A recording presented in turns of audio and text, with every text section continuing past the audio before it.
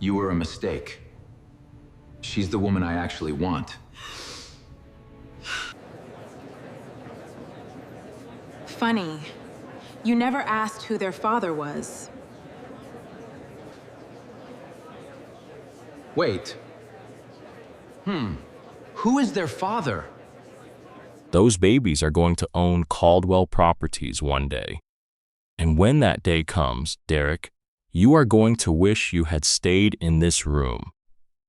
When Derek Caldwell walked out on his pregnant wife for another woman, he thought he was making a clean break from a life that had started to feel too heavy. He had no idea he was setting in motion something he would spend years trying to understand. This is the story of what a woman builds when the people around her assume she is falling apart, what two small girls are worth to a family that never wanted them, and what it costs everyone in the room when the truth finally lands. Before any of that happened, there were two small photographs in a coat pocket, a clause on page 14 of a legal document that had no business being there, and a Tuesday night in March that started everything.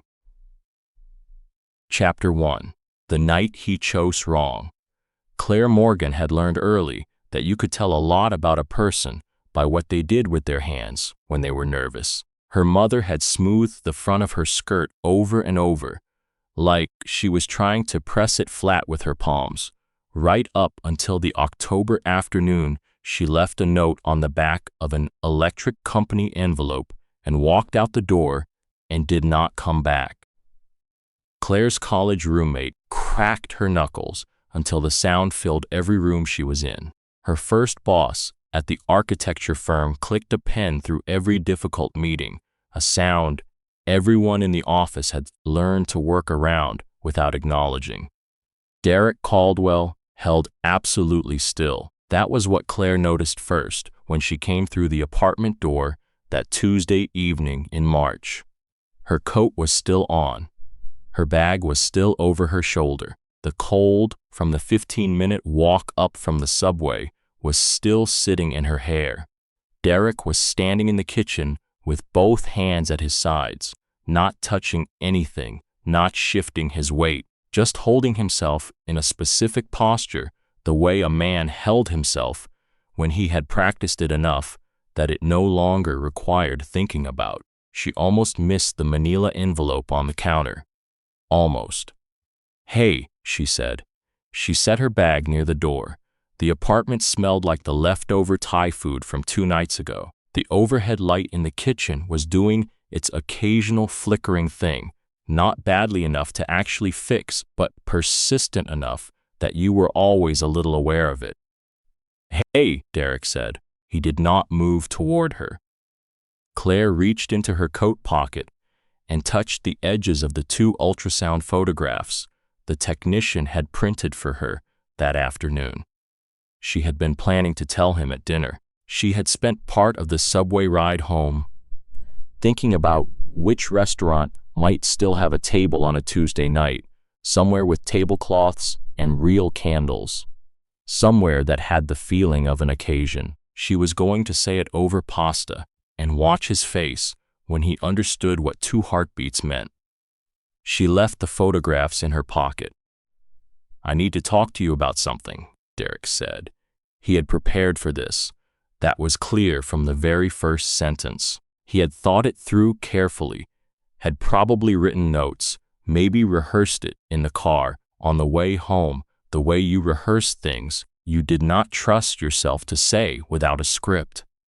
He said he had not been happy for a long time. He said he thought she probably already knew that at some level, and that they both deserved to stop pretending otherwise. He said he genuinely believed she would find someone who could be truly present for her, someone who could give her the life she deserved, and that he was sorry he had not been that person. His voice stayed even the whole way through, practiced and level and carefully kind, the specific kindness of a man who had worked the kindness into the script along with everything else.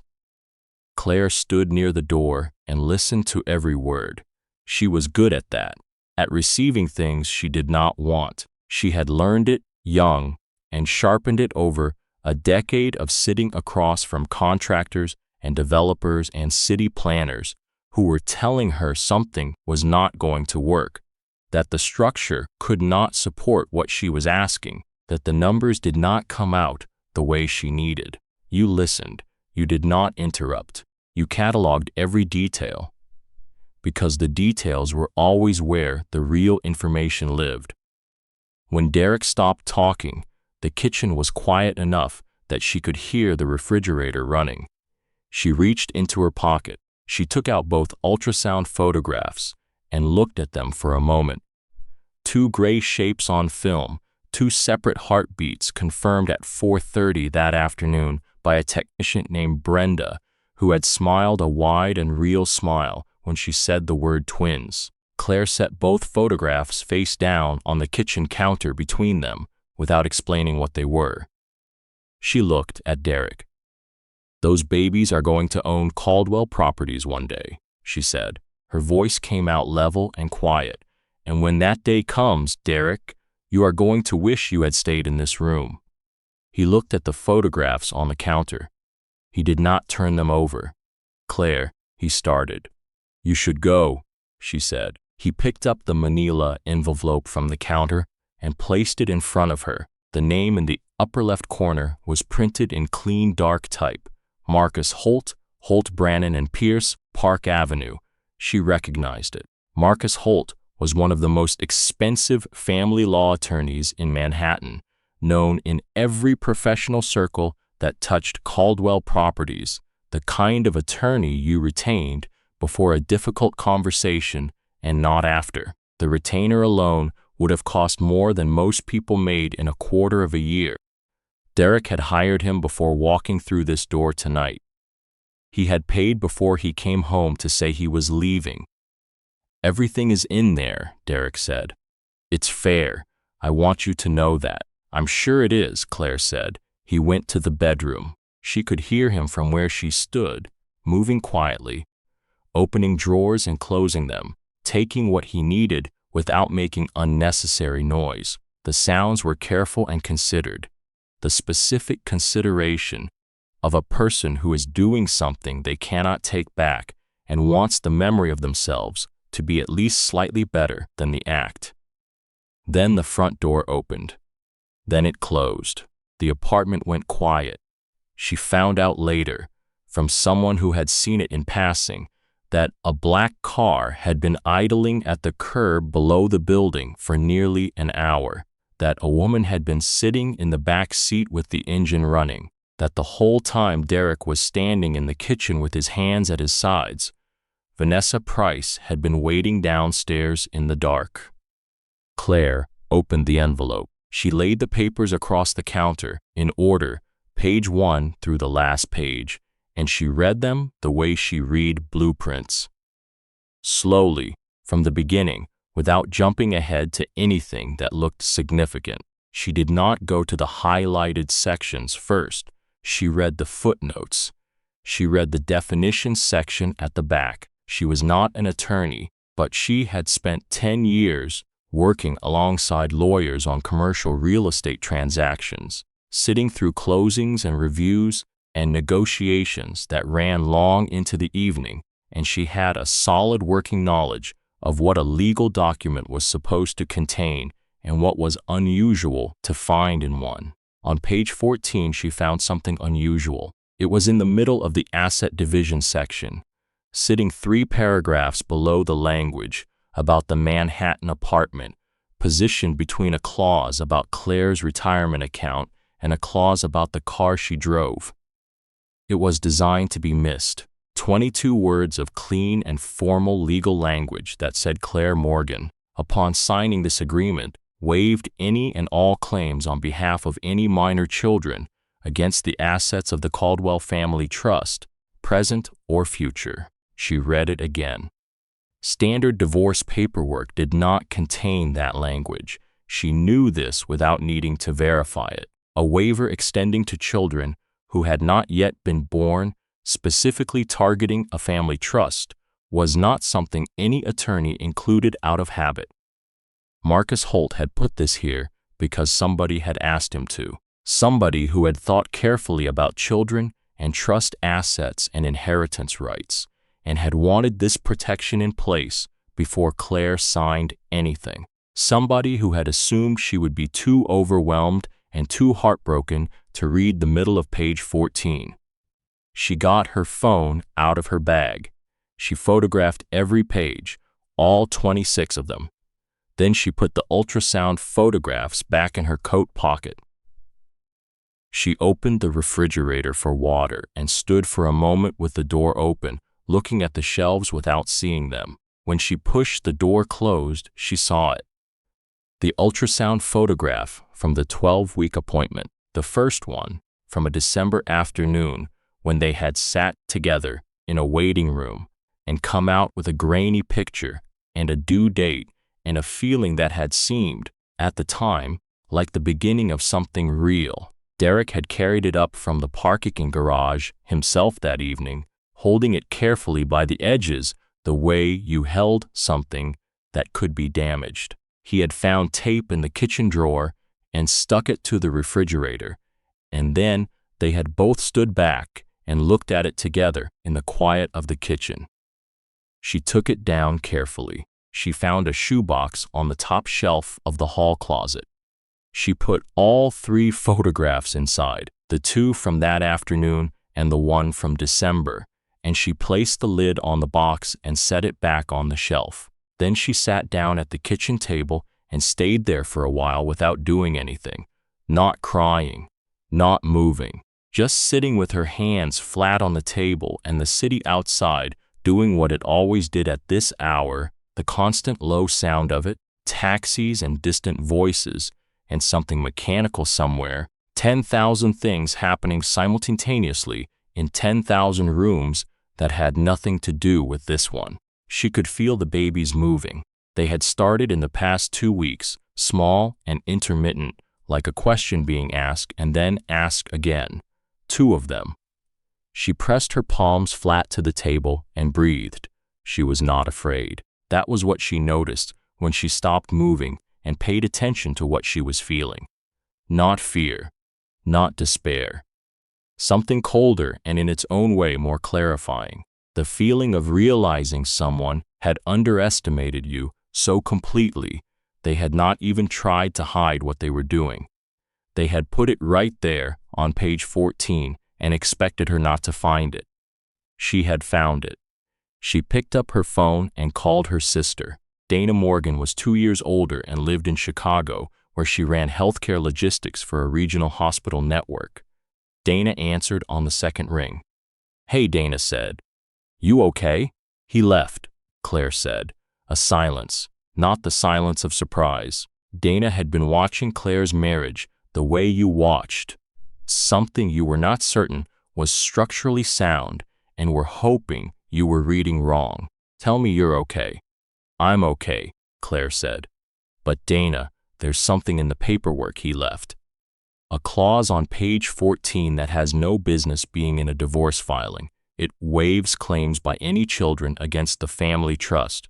Children who don't exist yet. Someone thought about this, specifically before tonight. Someone made sure this language was in place before I ever had a chance to understand what it meant." The silence on Dana's end was different this time. "Don't sign a single page of anything," Dana said. "I wasn't going to. I'm getting the first flight I can find. You don't have to do that." "Claire." Dana's voice dropped into the register she used when she meant something without any room for argument. "You are not doing this by yourself." After they hung up, Claire sat a few minutes longer. Then she got up and put the papers back in the envelope and set the envelope in the kitchen drawer. She thought about the clause. She thought about how precisely you had to understand something to write the language that protected against it. She thought about the fact that Derek was not built this way.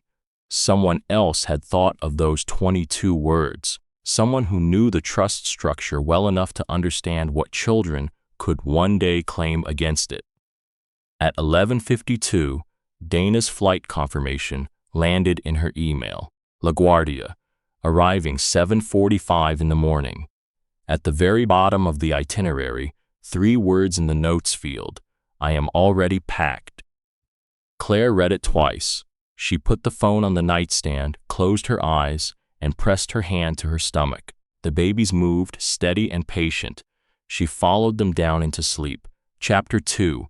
5 months of building quietly. Dana had taken over the left side of the sofa with the systematic efficiency of someone who had once coordinated the relocation of an entire radiology department to a temporary facility over a single weekend. By the end of the first week, she had her 2 monitors set up on the kitchen counter, her laptop and external drive arranged precisely, and by day 4, she was on work calls before Claire had finished making coffee.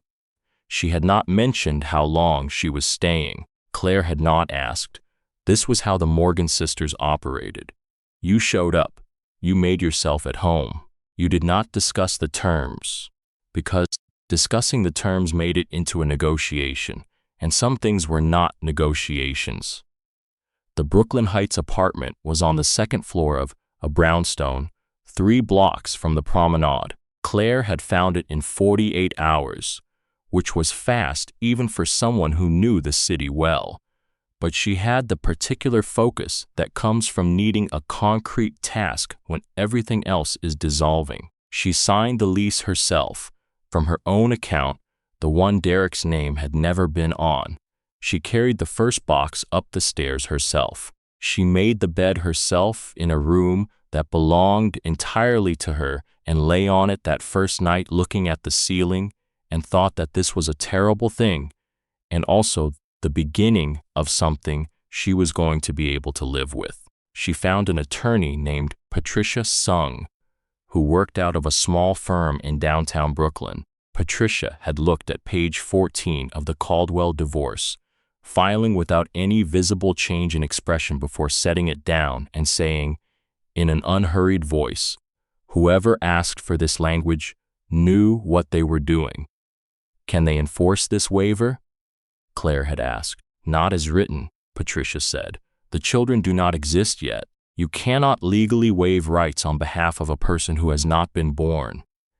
But the fact that someone tried to build this into the initial filing tells us what they are planning to try later, once the children arrive and the legal landscape changes."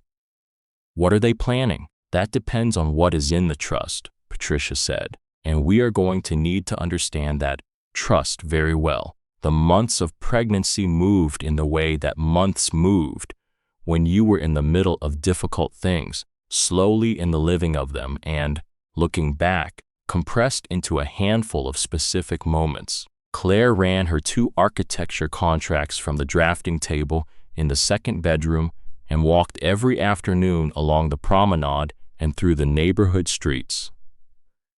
She walked until her body told her to stop. She came back every time with cold air in her coat and her mind, if not settled, at least temporarily quieted. She did not hear from Derek except through the attorneys. In the 3rd month, on a Thursday evening in late May, Vanessa Price called Claire directly. Claire was at the drafting table going over structural notes for the Long Island City project when her phone lit up with a number she did not recognize. She answered on the 4th ring mostly because her hands were already free. "Claire." The voice was warm. That was the first thing and the most disorienting thing. How genuinely warm it sounded, the kind of warmth that required practice to produce. "I hope I'm not calling at a bad time. This is Vanessa Price." Dana, across the room at her monitors, looked up without turning her head. Claire did not move. She kept her voice completely level. "No, this is fine. I just wanted to reach out personally," Vanessa said, "because I know transitions like this can be complicated, especially financially, and I want you to know that Derek genuinely wants to make sure everything is handled in a way that takes care of you during this period. If there's anything you need, anything at all, we're completely open to working something out." She said it the way you said something you had practiced being casual about. The specific phrasing, takes care of you, was deliberate. Claire was certain of that immediately. It was not the language of equals. It was the language of someone who had things and someone who needed things, and it carried the full implication of that difference while wearing the tone of generosity. "That's very kind," Claire said. "Of course, and I just want you to know, I really admire how gracefully you've been handling all of this. It can't be easy gracefully." "I appreciate that," Claire said. "I'll be in touch through my attorney if there's anything that needs to be discussed." She ended the call. She set the phone on the drafting table. She did not look up immediately. Dana had crossed the room and was leaning in the doorway with her arms folded, watching Claire. "That was Vanessa Price," Claire said. "She called your cell," Dana said. "She found it another way, or he gave it to her specifically for this purpose. Either way, she called me directly, without going through the attorneys, to offer financial help. She wanted me to feel like accepting it would be the reasonable thing, the uncomplicated thing. What would accepting it actually do?" "Create a relationship," Claire said quietly. "An obligation. Something that could be pointed to later. She knows the trust structure, Dana. This is not a woman who called to be kind. She measured something tonight. She wanted to know how I would respond." Dana was quiet for a moment. Then she said, in a tone that was flat and certain, "I want to see her lose." It was the simplest and most accurate thing anyone said about Vanessa Price in the months that followed. In the 4th month, on a night in June, Claire did not sleep. She got up at 2 in the morning and went to the drafting table and turned on the lamp and sat there without working. Just sat. The apartment was quiet, except for the sound of Dana breathing on the sofa, slow and even, and the sound of the city at that particular hour, quieter and more exposed than at any other time, like a version of the place that only existed when most of the people in it had stopped moving. She thought about her mother. Helen Morgan had left when Claire was 11, and Dana was 13, on an ordinary Wednesday in October, a day that had nothing about it to suggest it was the last ordinary one. There had been a note in her mother's handwriting on the back of the electric company envelope. Claire had read it enough times in the months that followed that she could still reproduce every word. She had not chosen to remember them. They had just stayed. She had built her entire adult life around the distance between herself and that woman. Finish what you start. Show up when you said you would show up. Stay present even when staying is the harder thing. Build things that hold. And now she was sitting in the dark at 2 in the morning in a rented apartment in Brooklyn, pregnant with 2 children whose father had delivered a rehearsed speech and gone downstairs to where someone was already waiting. For the first time in her adult life, she thought about her mother not with anger, but with something closer to understanding. Not of the leaving, not of the note on the electric company envelope, but of the specific experience of sitting alone in a room at 2 in the morning with the city outside and something inside you that had become too heavy to carry in the ordinary ways. She understood the weight of it now. She had not known before this year that you could understand something you did not forgive. She pressed her palms to the table. Then she opened the laptop and pulled up the Long Island City project files. The structural calculations for the east wall needed a second review before the Thursday meeting. She found her place. She started working. At 3:40, she heard Dana stir on the sofa. Dana appeared in the doorway of the second bedroom in her old Northwestern sweatshirt, not fully awake, blinking at the light. "Claire." "I'm fine," Claire said without turning around. "It's almost 4 in the morning. I know." "Go back to sleep, Dana." A pause. Then the sounds of the kitchen, water running, the kettle filling, the burner clicking on. A few minutes later, Dana came in and set a mug of tea on the table beside the laptop. She did not ask what was wrong. She did not suggest that Claire stop working. She set the mug there and went back to the sofa. This was the thing about Dana. She had always known the difference between what you said to someone and what you did for them. The saying could wait until morning. The tea was what was needed right now. Claire wrapped both hands around the mug and kept her eyes on the screen and worked until the light outside changed. Harold Caldwell died in his home in Connecticut on the last Thursday of July of a cardiac event. He was 74. Derek called Claire to tell her, factual and brief, the kind of call you made to someone who was on the list of people who needed to know. She said she was sorry. She meant it. Whatever Harold's relationship with Derek had cost both of them, he had always treated Claire with the respect of his full attention when she was in the room. Raymond Whitmore called 4 days later. His voice was elderly and unhurried, with the precise diction of a generation that had learned to speak on the telephone when long distance cost money, and you chose your words accordingly. He introduced himself as Harold Caldwell's attorney and executor, said he had been Harold's personal and corporate counsel for 31 years, and asked if Claire would attend the will reading scheduled for the following Thursday in his Midtown offices. He said time was a factor and her presence was material. Whitmore, Claire said, I'm in the middle of a divorce proceeding. I'm not sure I would be considered family for the purposes of the estate. You are still legally married, he said, and there is language in the trust that is directly relevant to your situation. Miss Morgan, before you decide, I want to ask you something. Have you ever heard the name Vanessa Price? The apartment was very still. Yes, Claire said. I see, Whitmore said, and after a moment, I think it would be worth your while to be in that room on Thursday. Chapter 3. What Harold put in writing. Dana drove them to Midtown on Thursday morning. She parked in a garage on 47th Street and came up to the waiting area outside Whitmore's conference room in her black Chicago coat, carrying a paper coffee cup, and sat and said very little, which was exactly right. Claire sat beside her and watched the elevator. They came out of the same car, Derek in a gray suit without a tie, looking like a man who had not been sleeping well, and Vanessa Price in a structured cream blazer with her dark hair down, carrying a leather portfolio and walking slightly ahead of Derek's attorney, a younger man named Scott Chen. Vanessa did not see Claire immediately. She was already orienting to the room, the receptionist's desk, the hallway to the left, the conference room doors at the far end. She moved like someone familiar with spaces like this, like someone who had thought about where things were before arriving.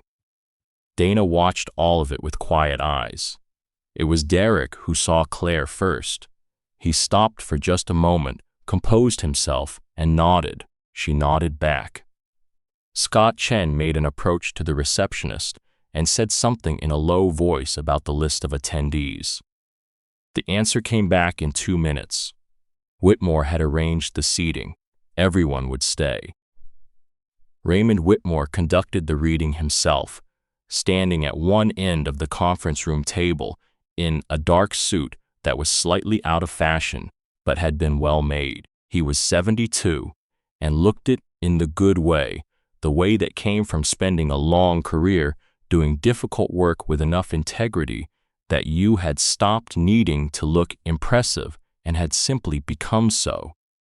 He read the will from the beginning and did not hurry. Then Whitmore reached the trust section. He read it at the same unhurried pace he used for everything else, as though the words he was saying were not the kind that rearranged the shape of a room. The Caldwell Family Trust, he read, established in 1987, and amended most recently 18 months ago, named as its primary beneficiaries any biological grandchildren of Harold James Caldwell, born of a legitimate marriage contracted by Harold's biological children. In the event that such grandchildren numbered 2 or more born in a single birth, the trust specified a transfer of controlling interest in Caldwell properties to those grandchildren directly, with a managing trustee to be appointed from among the children's legal guardians until the youngest child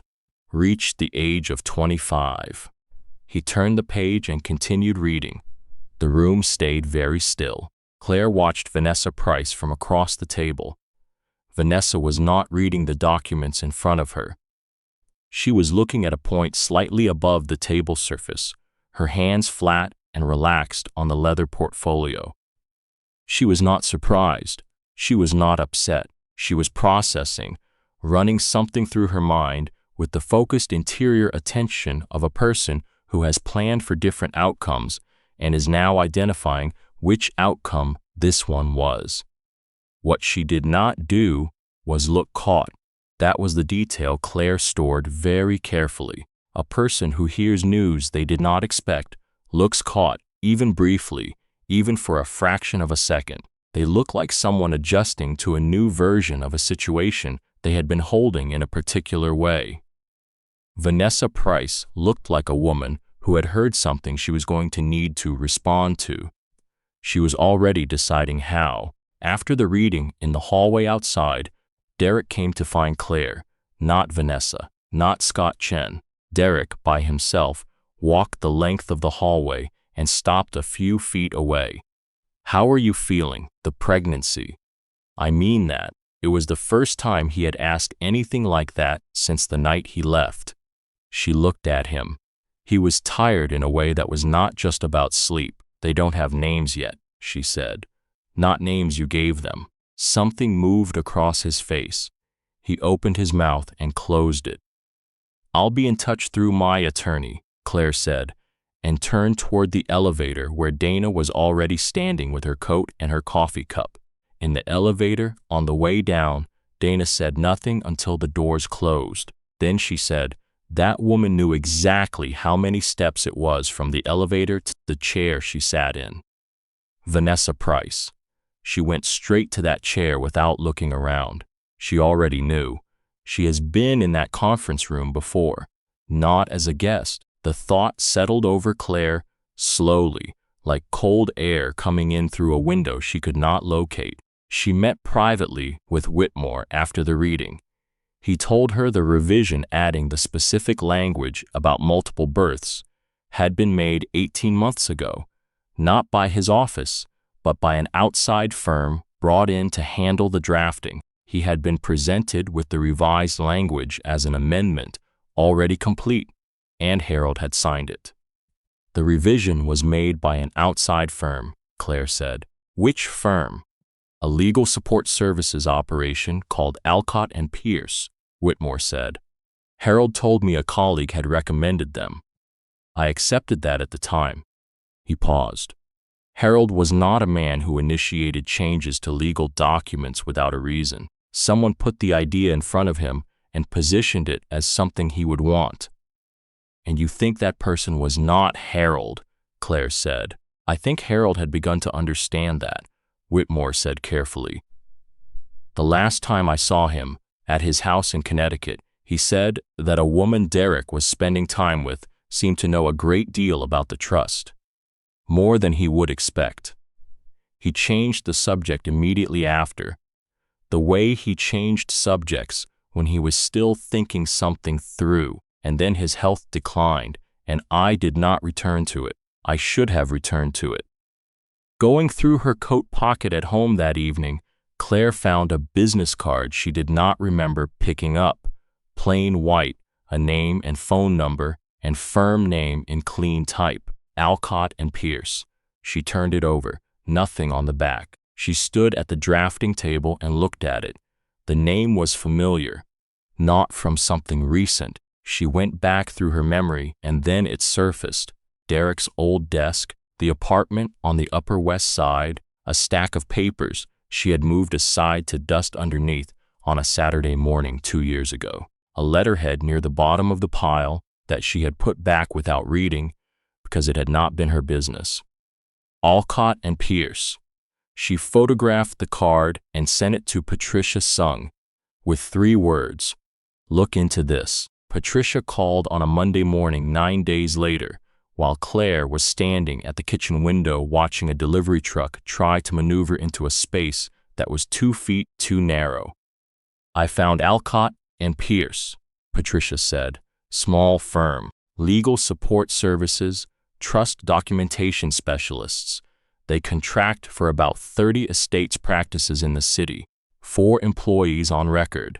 They had 5, between 19 months ago and 5 months ago. A contract paralegal brought on specifically for a single trust revision engagement. Billed hourly for 14 months. The name on the contract employee record is V. Price." Claire set down her coffee cup. "Vanessa Price worked at Alcott and Pierce," she said. "For 14 months, Patricia said, "beginning exactly 19 months ago.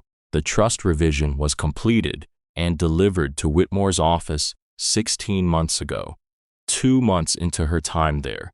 Her employment ended 5 months ago, 1 month before she first appeared publicly with Derek at the Caldwell Properties Board dinner. She drafted the revision herself," Claire said. "We can establish she was employed there during the period when it was drafted, and that she was the primary paralegal on that engagement," Patricia said. "What I want now is the email communications. If she sent or received messages about the trust or about Derek during her time at Alcott and Pierce, those communications will establish the connection between the employment and the intent.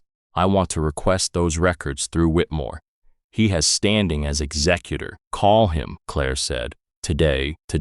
The petition came 3 days later. Scott Chen's office filed it in family court, a pre-birth petition seeking a custodial framework established before the children arrived, on the grounds that Claire's financial situation represented potential instability for the children's welfare. It cited her contract employment, her rental arrangement, her refusal to accept financial support from Derek. That last point, Patricia told her, was the interesting one. They were going to argue that Claire's refusal to accept money from Derek was evidence of an adversarial stance harmful to the children's interests. "They're using my refusal to be managed as proof that I'm a problem," Claire said. "That is the shape of it," Patricia confirmed. "Which is why we need to respond before Thursday, and we need to respond with something they are not expecting." They met in Whitmore's office 2 days later, the 3 of them in the same room for the first time. Patricia walked through the petition. Whitmore listened without interrupting.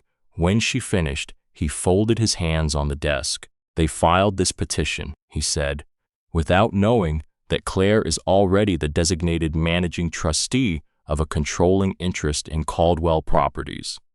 Patricia allowed herself a small smile. "That is correct, because I filed the trustee recognition documents 4 days ago," Whitmore said, with the tone of a man describing something he had been working toward for some time, "which predates the petition by 4 days. Which means the petition is built on an argument of financial instability that is, at this moment, factually and documentably incorrect.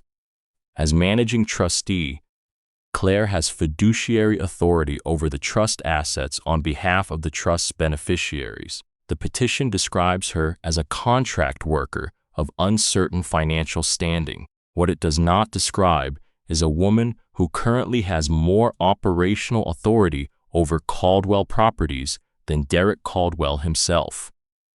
Claire looked at the documents on the desk.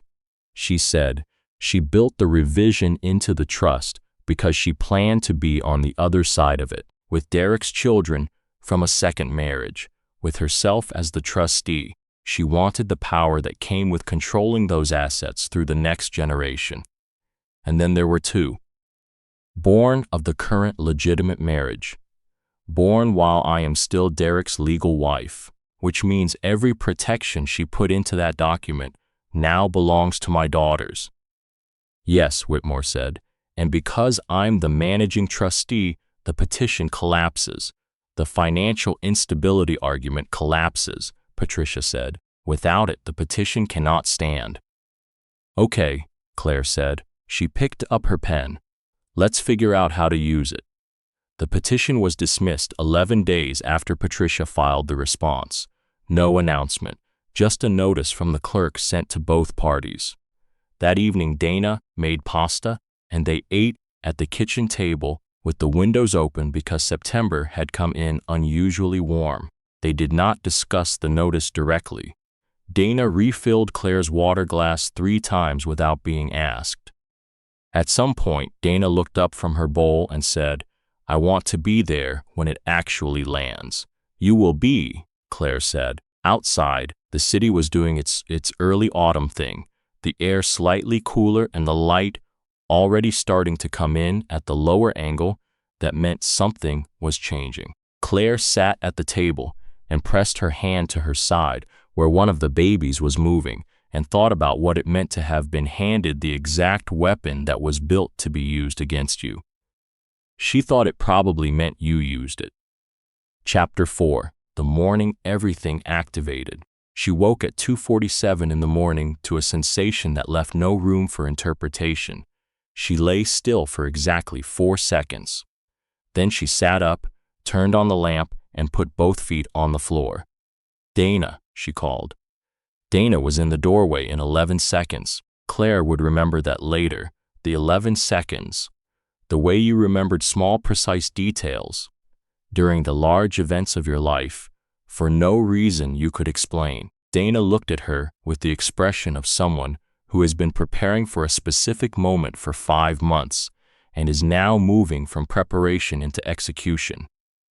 "It's time," Claire said.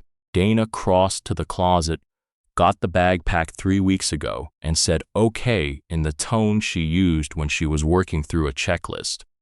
They were out the door in 8 minutes. Dana had already called the car.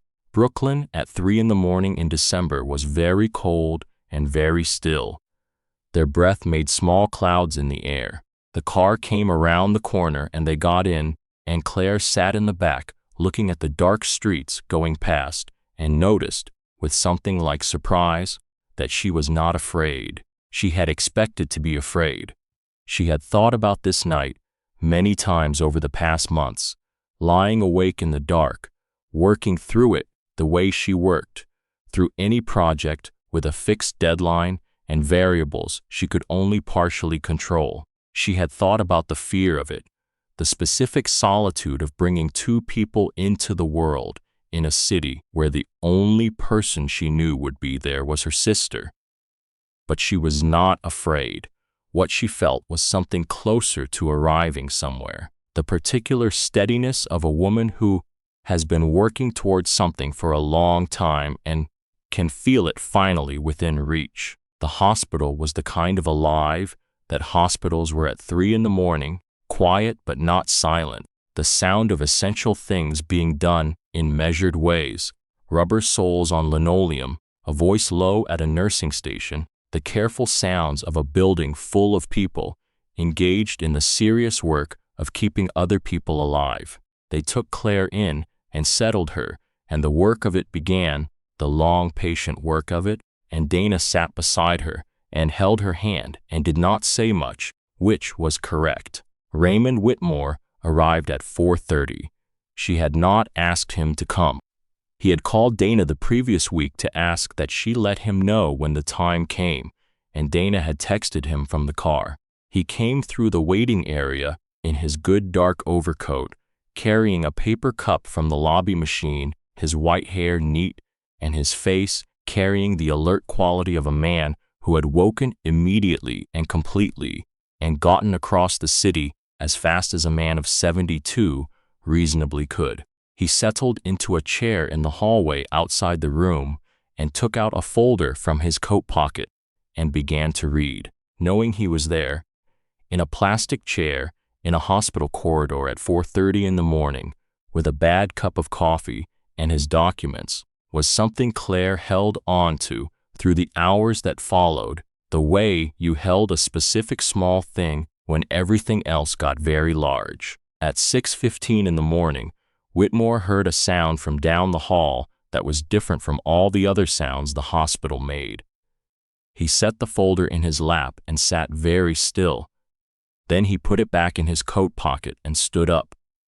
A nurse came to find him at 7:40. He was allowed into the room, and he stood in the doorway with his overcoat over his arm and looked at the two small people in the clear-sided bassinets and did not say anything for a long time. Then he looked at Claire, his face doing something complicated, the face of a man who had chosen, without equivocation, which side of this story he was on, and was now standing in a Brooklyn hospital room at 7:40 in the morning, seeing what that choice had produced. Harold would have liked this, he said, very quietly. Claire looked at him. She thought about a man she had experienced mostly in formal contexts over the 4 years of her marriage. She thought about him standing at his front door in Connecticut, saying something carefully to his attorney about a woman who knew too much. She thought about the fact that he was gone and that these two small people were here. "Thank you for being here," she said. "There is nowhere else I would be," Whitmore said, in the tone of someone stating a simple fact. Dana was in the chair beside the bed, holding one of the babies against her chest, a careful hold, the hold of someone terrified of dropping the most important thing they had ever held. She was not looking at Whitmore or at Claire. She was looking at the small face tucked against her collarbone, the dark eyes not quite focusing yet, the tiny mouth making the most minimal movements. Dana Morgan, who managed hospital logistics and made decisions under pressure with the efficiency of a person who had never once let a crisis become theater, was crying, silent and matter-of-fact, the tears running unchecked while she looked at her niece and did not try to stop them. No one from the Caldwell family was there. This was simply the fact of the room: the sister and the old attorney and the two babies and Claire and the chair near the window that no one was sitting in. At 9:45, in a downtown Manhattan courthouse, a clerk received an emergency motion filed under Derek Caldwell's name through Scott Chen's office. It had been prepared some time ago and filed the moment the hospital notification went through. The motion cited Claire's financial circumstances, her contract employment, the absence of a co-parenting agreement.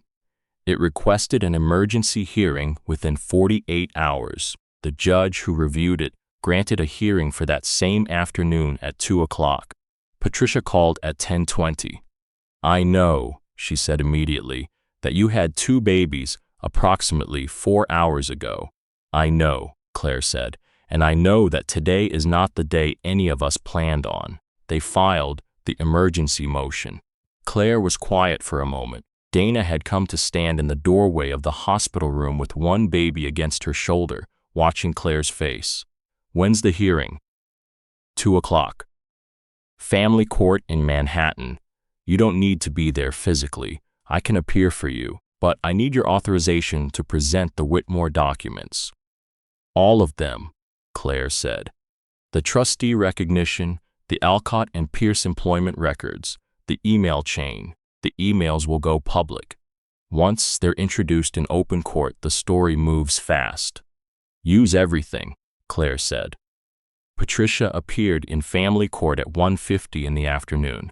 Whitmore met her there, still in the overcoat. Scott Chen was there with a junior colleague, and behind them in the second row were Derek and Vanessa, Derek in the gray suit and Vanessa in pale gray, very straight, her leather portfolio on her lap. The judge was Harriet Okafor, who had been on the family court bench for 14 years and had the particular quality of a person who had heard most things and was not planning to be impressed by anyone who walked into her courtroom. Thinking their situation was new, Scott Chen presented first. He was articulate and well-organized and made Claire sound, with considerable skill, like a woman in financial free fall, holding on to the Caldwell name as a substitute for stability. Nothing he said was technically untrue. He simply arranged the true things in a sequence that produced a picture nothing like the actual reality, which was the specific art that expensive attorneys practiced. Judge Okafor listened without expression. Then Patricia stood. She began with the Whitmore filing and walked the judge through it with methodical thoroughness, the managing trustee recognition documents, the effective filing date, the specific authority those documents conferred, which included operational oversight of a controlling interest in Caldwell Properties on behalf of the trust's primary beneficiaries, who were two girls born at 6:15 that morning in a hospital in Brooklyn. She placed the documents with the clerk. She returned to her desk and kept her voice at exactly the same level throughout. The financial instability argument did not collapse dramatically. It dissolved. It became, in approximately 8 minutes, an argument that could not logically be made about the woman Patricia was describing, because the woman Patricia was describing had more operational authority over Caldwell Properties right now than the man who had filed the emergency motion against her. Then Patricia introduced the employment records. She walked the judge through the timeline. Vanessa Price, employed as a contract paralegal at Alcott and Pierce for 14 months beginning 19 months ago, during which period Alcott and Pierce completed the trust revision engagement for the Caldwell estate. The revision had been delivered to Whitmore's office 16 months ago. Employment records established Vanessa Price as the primary paralegal on that engagement. Your Honor, Patricia said, we would like to introduce Exhibit 7, an email chain recovered from Alcott and Pierce's firm server in response to a records request filed by Raymond Whitmore as executor of the Caldwell estate. She put it on the screen at the front of the room. 11 messages, spanning 9 weeks, all sent from an internal server address that had since been decommissioned. The first message was dated 19 months ago, 1 week into Vanessa Price's employment at the firm. Its subject line read, Research Notes, Caldwell. What it contained was a summary, thorough and meticulous, the kind of document that required real time and real access to produce. It laid out the Caldwell Family Trust's inheritance provisions in correct and specific legal terms. It identified Derek Caldwell by name as Harold Caldwell's son and the current CEO. It noted the existing marriage to Claire Morgan and the absence of children, and it outlined a timeline, the steps that would need to occur, and in what sequence, for a second marriage to produce children who could be positioned as primary trust beneficiaries before any children of the current marriage could assert their own claims. Patricia read one sentence from it for the court record. Just one sentence. It was enough. In the second row, Vanessa Price did not move. She did not flinch. She did not look at Derek. She looked at the screen with the same quality of stillness she had maintained in the conference rooms the day of the will reading, the stillness that was not shock and not grief, but the specific interior experience of a person who has arrived at a decision point and is determining with great speed and great precision what their next move is. The leather portfolio was still in her hands. Her fingers did not tighten on it. Judge Okafor looked at the screen. She made a note on the pad in front of her.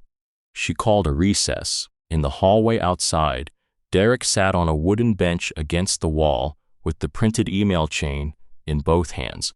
He was reading it. He had been reading it since before the recess, and he was still reading it now, going through it with the slow and careful attention of a man doing the specific mental work of understanding that something he thought he knew had a different shape entirely than the one he had believed. He turned to the first page again and read it from the beginning. He was not a man who cried easily or in public. He did not cry now. What he did was sit very still on the bench with the papers on his knee and the fluorescent light overhead and the courthouse sounds moving around him, and he looked at the wall the way a person looked at something they could not stop examining and would very much like to stop looking at. Vanessa walked out of the courtroom doors into the hallway. She passed Derek on the bench. She did not look at him. She did not slow down.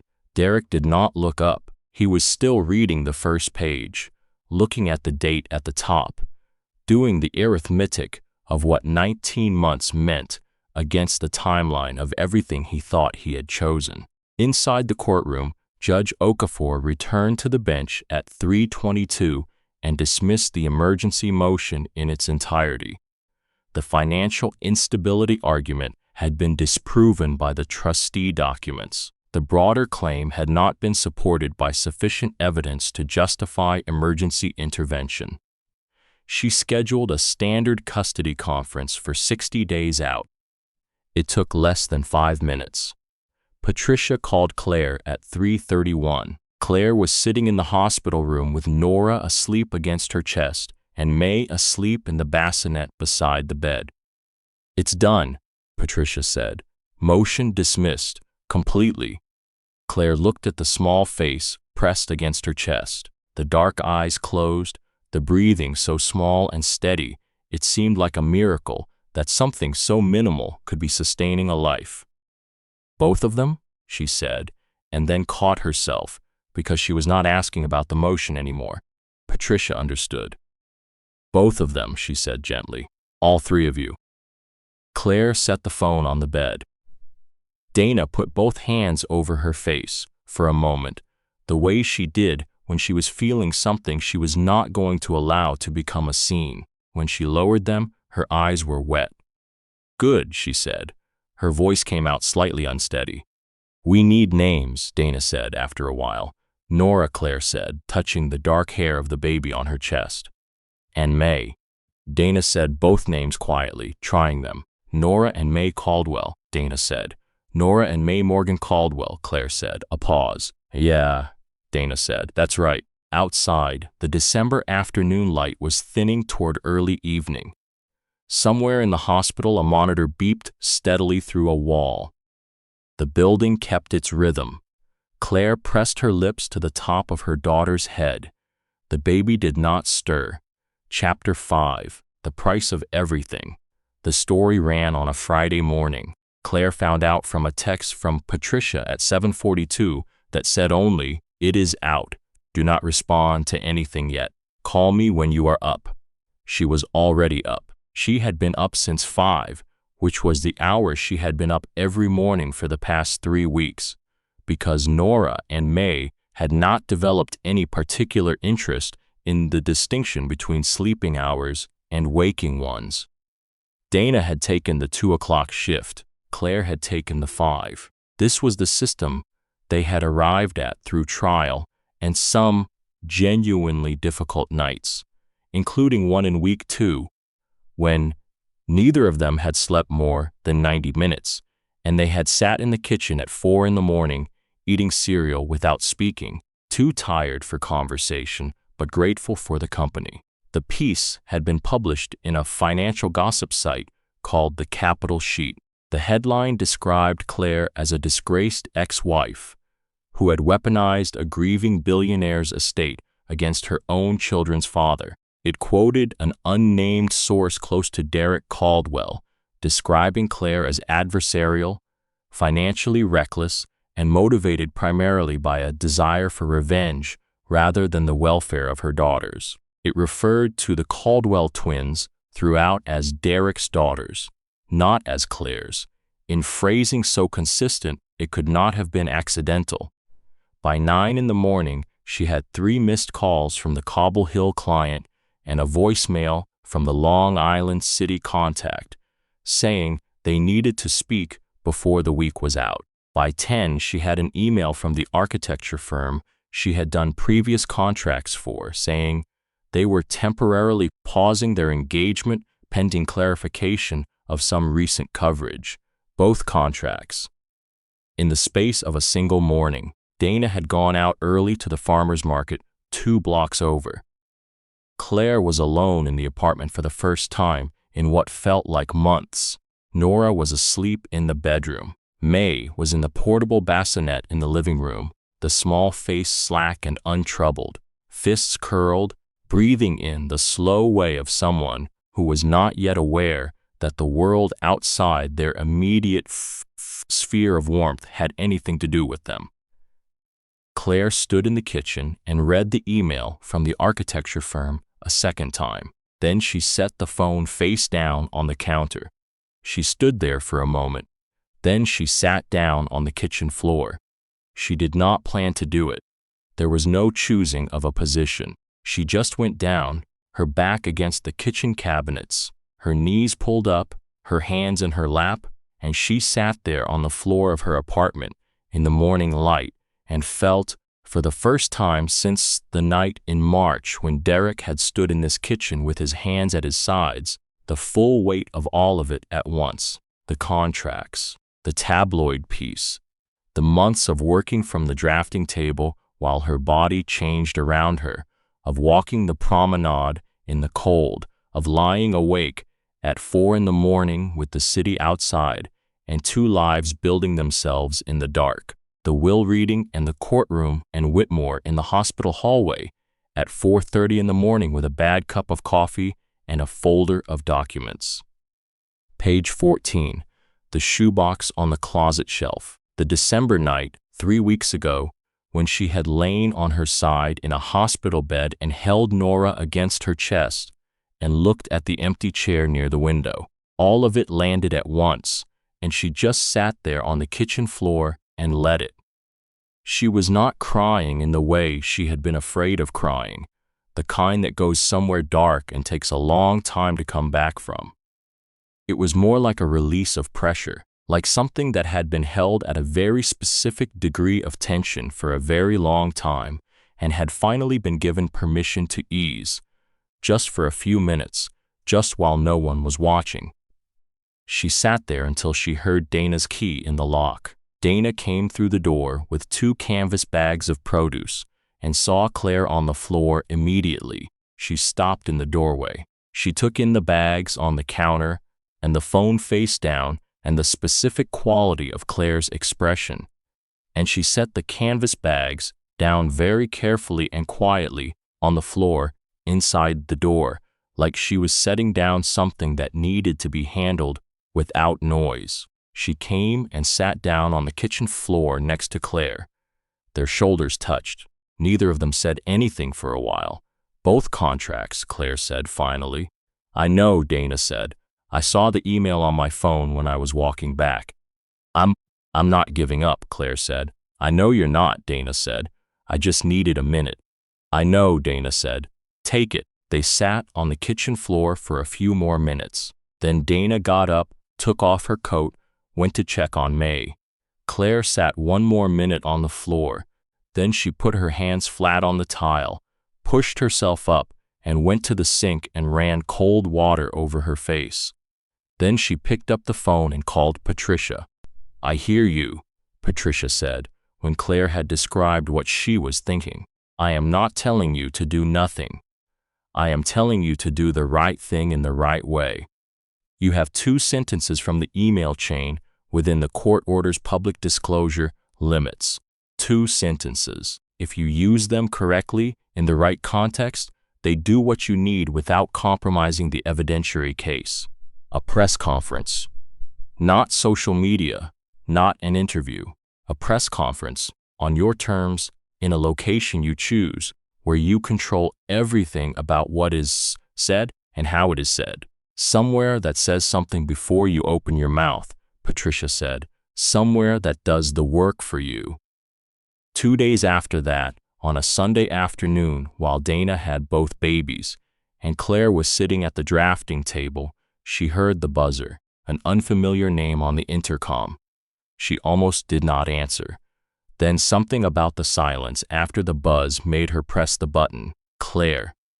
The voice was warm, practiced and warm, the specific combination she had recognized immediately the first time she heard it. On a Thursday evening in May. It's Vanessa. I know this is not how you would have wanted this conversation to happen, but there are things I think we should say to each other directly, and I think we both know it. Claire stood at the intercom for a moment. Then she said, I'll come down. She told Dana with a look, the specific look they had been using since childhood, that required no translation. Dana looked back with the equally specific look that meant, "I heard you and I am right here." Claire put on her coat and went down the stairs. Vanessa Price was standing on the sidewalk outside the building in a black coat, her dark hair down, the leather portfolio absent for once. Without it, she looked slightly less like the woman from the courtroom and slightly more like a person, which Claire suspected was a deliberate choice. The December air was sharp and cold. Their breath made small clouds between them. "I'm not here to threaten you," Vanessa said. "I want you to understand that." "What are you here to do?" Claire said. Vanessa was quiet for a moment. A cab went past on the street, someone's music from a window somewhere above them. "I want you to consider," Vanessa said carefully, "what continuing this serves. You have the trustee position. The motion was dismissed.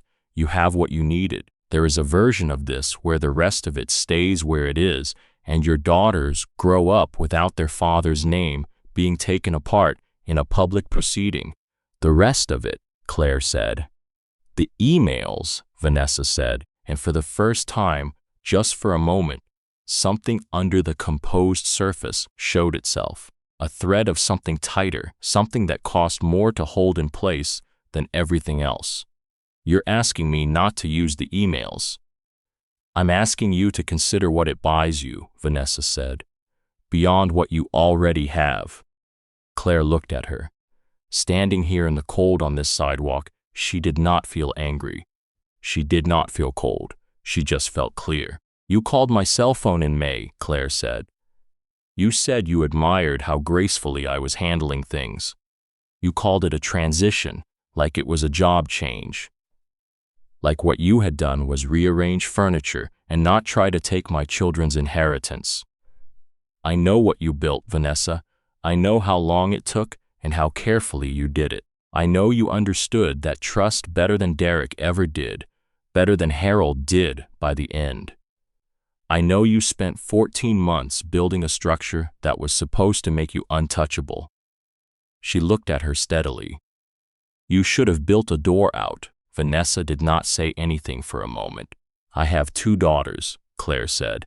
"Their names are Nora and May. They are 3 weeks old, and they have no idea any of this is happening. What I do from here, I do for them. Not for me, not for the sake of any story, not for any reason, except that they are entitled to know exactly who tried to take their futures before they were born, and why and how it was stopped. I'm going to do the press conference.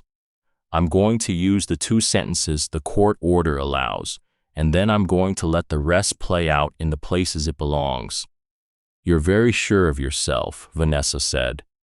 "I read the whole document," Claire said, "every page." She turned and went back inside. She stood in the hallway for a moment, with her back against the closed door. Her hands were steady. Her heartbeat was what it always was. What had just happened was not a fight. It was more like a door closing, completely and without drama, the way doors closed when the time for them to be open was simply over. She went upstairs. Dana looked at her from the kitchen doorway. Dana said, "Yeah," Claire said. "Let's talk about the press conference." She called the Brooklyn Public Library the next morning and asked for the events coordinator. The press conference was scheduled for Tuesday at 10. Patricia spent the weekend preparing the framing, the 2 sentences, the legal parameters, the response protocol for questions. Whitmore reviewed everything Saturday evening by email and added 2 notes, brief and precise, one of which said simply, "This is correct. Proceed."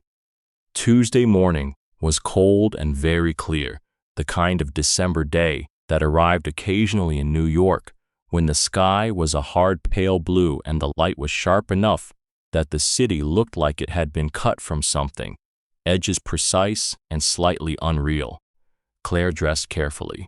A charcoal coat, good boots, the small pearl earrings that had been her grandmother's which she had found herself reaching for more and more since the girls were born, wanting something on her that connected her backward to the women who had come before her. She put Nora in the carrier on her chest. Dana put May in the second carrier. They took the car to Grand Army Plaza. The steps of the Brooklyn Public Library faced the park and the arch, and on a clear December morning, they were something. The limestone facade caught the winter light in a way that made the building look exactly like what it was, a place that had been standing long enough to be indifferent to whatever happened in front of it, which was exactly the quality Claire needed this morning. A plain wooden lectern had been set up on the steps. A small cluster of journalists, cameras, and microphones, and the specific alert stillness of people waiting for something to start. Dana stood behind Claire and slightly to the right. May was asleep. Nora was awake, looking at the cameras with the calm and mildly evaluative expression of a 3-week-old encountering something new and not yet decided about it. Claire looked at the cameras for a moment. She thought about page 14. She thought about the shoebox on the closet shelf. She thought about a Tuesday night in March and a rehearsed speech and the sound of a door closing. She thought about a kitchen floor on a Friday morning and Dana setting down the canvas bags very carefully and quietly and coming to sit beside her, and the feeling of being given permission to put something down, just for a minute, just until she was ready to pick it back up again. She was ready. The air was very cold. She could feel Nora's warmth against her chest through the carrier fabric. She took one breath and began. She did not raise her voice. She used the same tone she used in client meetings and site visits, the tone that was not performing calm, but was simply calm, because there was too much to do to spend energy on performance. She said she was there to correct the public record on several points that had been misrepresented in recent coverage. She described her trustee position in plain language. She described the emergency motion and its dismissal. She said she was not going to make extensive public statements about ongoing litigation, but that there was one specific matter she felt obligated to address directly, because it bore on the legal integrity of a process affecting her daughters. Then she read 2 sentences from the email chain. She read them in the same voice she had used for everything else, without emphasis, without dramatic pause, without commentary before or after, just the sentences, standing in the cold air of a December morning on the steps of the Brooklyn Public Library, with both daughters in carriers on her chest and the pale blue sky overhead and 12 journalists watching. She let the sentences exist on their own. They did not need help. The silence that followed was the kind of silence that happened when something that had previously existed only as a claim or an allegation had just become a fact in a public space, with cameras, in the clear winter light. Then she said she would take 3 questions. She answered 3 questions with the same measured directness she had used throughout. She thanked the journalists for their time. She stepped back from the lectern. The capital sheet retracted the piece 6 hours later. By the following morning, 2 other outlets had picked up the press conference itself. Not the tabloid version. The actual story, the trustee documents, the dismissed motion, 2 babies in carriers on library steps in December. The Cobble Hill client called Wednesday afternoon to say they were, of course, continuing the engagement. The Long Island City contact sent an email saying much the same. Vanessa had filed the continuance documents herself, without an attorney, which put her in a specific gray area that the Bar Association took interest in. Whitmore filed the complaint the morning after her filing, with the methodical and unhurried care with which he did everything.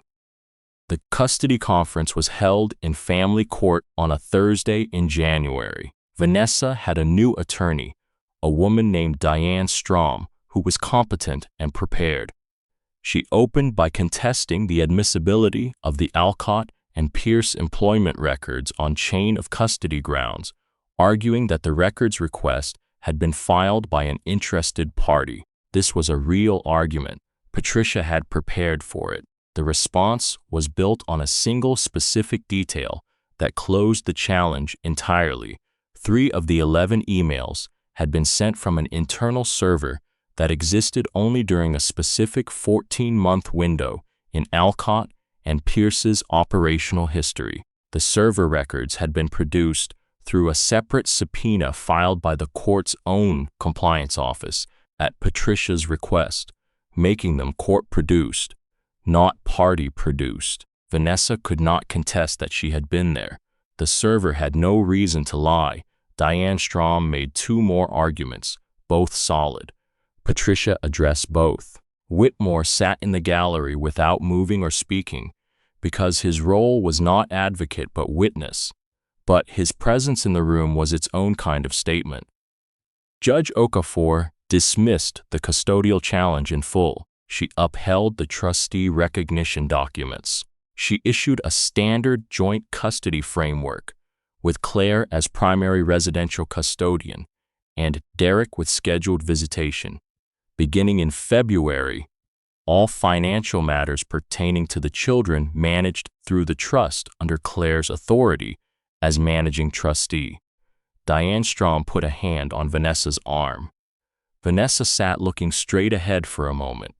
Then she stood, gathered her things, and walked out. She did not look back. In the corridor afterward, Patricia shook Claire's hand and said simply, "That's it," in the exact tone of someone who has been working towards something for a long time and has now arrived there and is giving themselves exactly 1 moment to acknowledge it. Whitmore came out behind them and pulled on his overcoat. He said he would be in touch about the board appointments at her earliest convenience, in the tone of a man reminding someone of a pleasant responsibility. Then he smiled at her, the full and genuine smile she had not seen from him before, the one that changed his face considerably. He shook her hand. That was that. She made the board appointments in the first week of February. 2 independent members recommended by Whitmore, both with backgrounds in real estate development and financial oversight, neither connected to the Caldwell social orbit. Derek was informed by certified letter through Marcus Holt's office, factual and formal, saying nothing beyond what it needed to say. She thought about Derek receiving that letter. The board met monthly.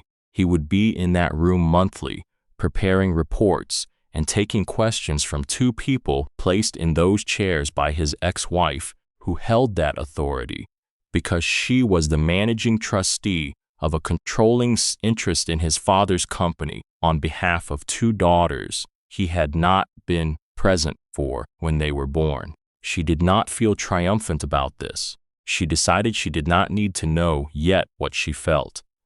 Derek came on a Saturday evening in late February without calling ahead. The buzzer went at 7:15. Claire answered the intercom and heard his voice and did not say anything for a moment. Then she buzzed him up. He came through the door carrying 2 small stuffed elephants, one in each hand, gray, plainly made, wrapped in brown paper with twine. She could tell from the wrapping that he had done it himself, slightly uneven but careful.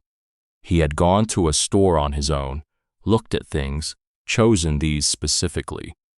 He sat down at the kitchen table. He set the elephants on the table in front of him, slightly awkward now that he was here, and the rehearsed approach was behind him, and there was just the reality of the room.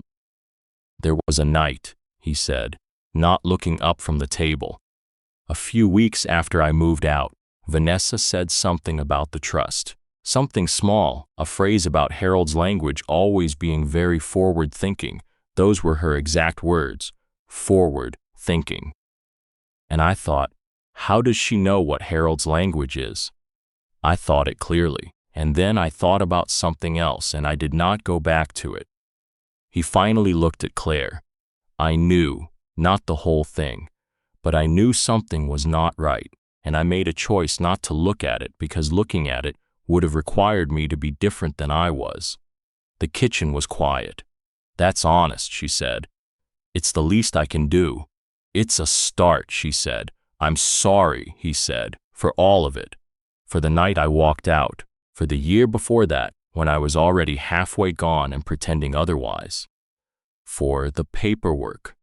For the chair by the window in the hospital that nobody was sitting in. Dana appeared in the kitchen doorway with Nora against her shoulder, assessed the room in one look, handed Nora smoothly to Claire, and said she was going to check on May, and went back out, with the ease of a woman who had practiced removing herself from rooms gracefully.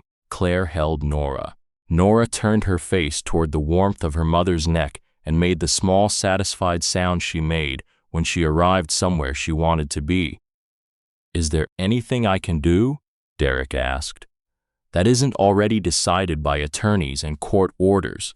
Any actual thing. Claire held Nora out to him. He went still. Take her, Claire said. It's okay, he took her. He held her the way. You held something you were afraid of, mishandling, stiff for a moment, his arms uncertain at the angles. And then, in the space of about 10 seconds, something changed. His arms adjusted without him, directing them to the subtle automatic corrections a body made when it was holding something that needed to be held. And Nora, who had opinions about most things, settled against his chest and blinked up at his face with the calm and slightly stern, evaluative expression she used for all new stimuli. He looked down at her. Claire watched his face. She watched the moment his expression changed, the specific change that happened in people's faces when they held a baby for the first time and understood, in the cells of themselves rather than in the mind, what a baby was, the smallness of it, the weight of it, what it meant that this small person existed and needed to be held and was, at this particular moment, being held by him. He stood there for a while. Nora did not complain. After a few minutes, he handed her back carefully, and Claire took her. I should go, he said. Okay, she said. He picked up his jacket from the back of the kitchen chair. He looked at the elephants on the table. The store was on Atlantic Avenue, he said. The woman who ran it said the ears were good for them to hold on to when they're small. That's true, Claire said. Thank you.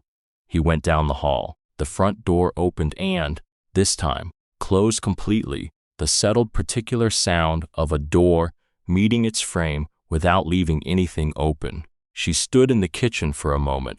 Then Dana came back in with May, who was awake and looking around the kitchen with a comprehensive and slightly imperious interest in her immediate environment that had been characteristic of May since approximately day 3 of her life. Dana handed her to Claire. Claire sat down at the kitchen table with one daughter on her lap and the other in the crook of her arm and the 2 gray elephants in front of her. Dana put the kettle on and came to sit across from her. They stayed like that, the 2 of them and the 2 small girls, in the warm kitchen in February, in Brooklyn, with the city outside doing what it always did, the low continuous sound of it, taxis and voices, and the distant particular sound of the subway, somewhere under all of it, the city's own steady pulse that went on underneath everything, through March nights and December mornings, and courthouse hallways, and library steps and kitchen floors. Dana set a mug of tea in front of Claire. How do you feel? She asked. Just a question, clean and open, the way Dana asked questions when she meant them completely. Claire thought about it. Like I set something down, she said. Something I've been carrying for a long time, and now I can't quite remember when I picked it up. Dana nodded. She wrapped both hands around her own mug. Nora was asleep against Claire's chest. May was awake in Claire's arm, looking at the 2 gray elephants on the table with the serious and total attention she gave to new objects, the concentration of a small person for whom the world was still completely new and each thing in it was worth examining as carefully as it deserved. May reached out her hand. Her fingers, impossibly small, closed around one elephant's ear she held on. She looked at it. She looked at Claire. Claire looked back at her. "Hi," she said, very quietly. "I know. I'm right here."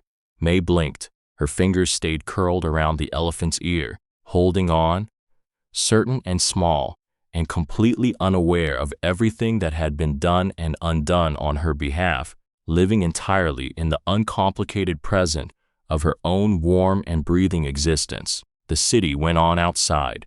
The tea was still warm. Dana was across the table, unhurried and present, not going anywhere. Claire held her daughters and stayed exactly where she was.